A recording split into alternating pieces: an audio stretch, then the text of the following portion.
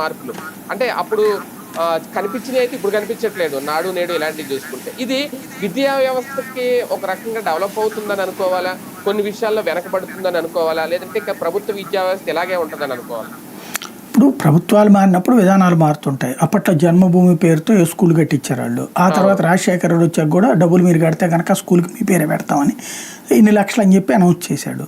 కాకపోతే అదేది మొత్తం మీద మండలం మీదనో లేకపోతే నియోజకవర్గానికి ఒకటి అయితే కూడా గొప్ప విశేషం. అట్లా కాకుండా జగన్ ఏం చేశాడు, అన్ని స్కూళ్ళని అని చెప్పాడు. దాదాపు 15,500 స్కూల్లో ఏమో డెవలప్ చేసుకొచ్చాడు నాడు నేడు కింద.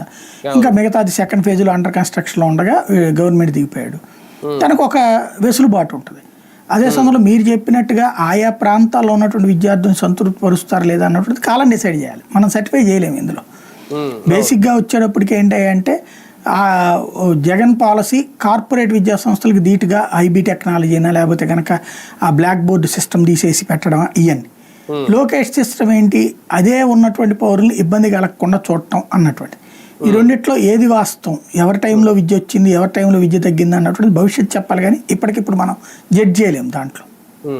సార్ మరో కీలక అంశం రేపు ఉగాది నుంచి ప్రారంభించబోతున్నాం. అది కూడా పీపీపీ విధానం, పబ్లిక్ ప్రైవేట్ పార్ట్నర్షిప్ విధానం. అంటే అది ప్రారంభిస్తామంటున్నారు. ఆల్రెడీ ఈ అసెంబ్లీ సమావేశాలు గమనిస్తే ప్రధానంగా ఆయన బీజేపీకి సంబంధించి ఆయన మంత్రి సత్యకుమార్ గారు ఆయన 2 విషయాలు నేను అబ్జర్వ్ చేసింది. మన మెడికల్ కాలేజీ విషయంలో కూడా అంటే 17 మెడికల్